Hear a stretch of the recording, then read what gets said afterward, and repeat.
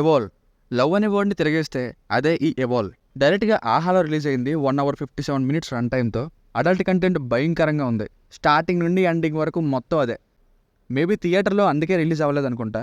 ఎంత అంటే A++ ఇవ్వచ్చు సెన్సార్ సర్టిఫికేట్ని. ఫ్యామిలీతో చూడలేం, ఇక ఆదుకోవడానికి ఉందిగా ఒక పవర్ఫుల్ ప్లాట్ఫామ్ ఆహా, అందులోనే రిలీజ్ అయింది.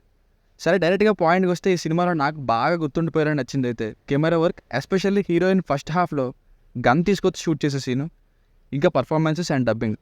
ఇదొక్కటి తప్ప సినిమా ఒక అరగంటలో అయిపోయే స్టోరీని లెంతీగా అన్నెసెసరీ అడల్ట్ సీన్స్తో షూట్ చేసిన అల్ట్రా ల్యాగ్ సీన్స్తో షార్ట్ ఫిల్మ్ స్టోరీని టైం గ్యాప్ని చూపిస్తూ like 3 years after and before and present ఇలా నాన్ లీనియర్ స్క్రీన్ ప్లేతో చూపిస్తూ మొత్తం సినిమా అంతా అడల్ట్ సీన్స్తో ఫుల్ ఎక్స్పోజింగ్తో నింపేశారు.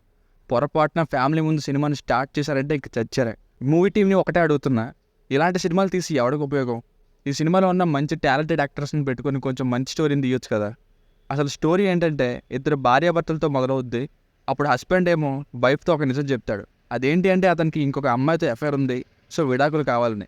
అప్పుడు అదే వైఫ్కి కూడా ఇంకో అఫైర్స్ ఉంటాయి, అది కూడా హీరో వాళ్ళ ఫ్రెండ్స్తోనే.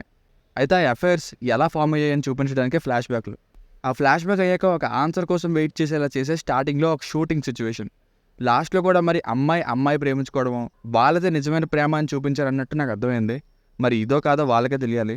అసలు ఇలా అఫైర్స్ ఉన్నాయని చెప్పడం వరకు ఓకే, బట్ సింగిల్ హీరోయిన్స్ని పెట్టి కొన్ని సీన్స్ అవి అసలు అవసరమే లేదు. సర్లేండి, దీనికోసం ఎంత తక్కువ మాట్లాడుకుంటే అంత మంచిది. సో ఫైనల్గా మూవీకి వర్డిక్ట్ ఏంటంటే అడల్ట్ కంటెంట్ చుట్టూ తిరిగినప్పటికీ పెద్ద డ్రామా ఏమైనా ఉందా అంటే లేదు.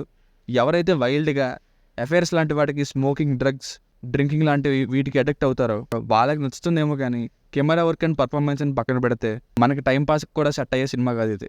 Not for common audience. దీనికి రేటింగ్ వచ్చేసి ఇది నా ఒపీనియన్ 2/5. మీకు కనుక రివ్యూ నచ్చినట్లయితే మరిన్ని రివ్యూస్ కోసం మన ఛానల్ని సబ్స్క్రైబ్ చేసుకోండి. Thank you.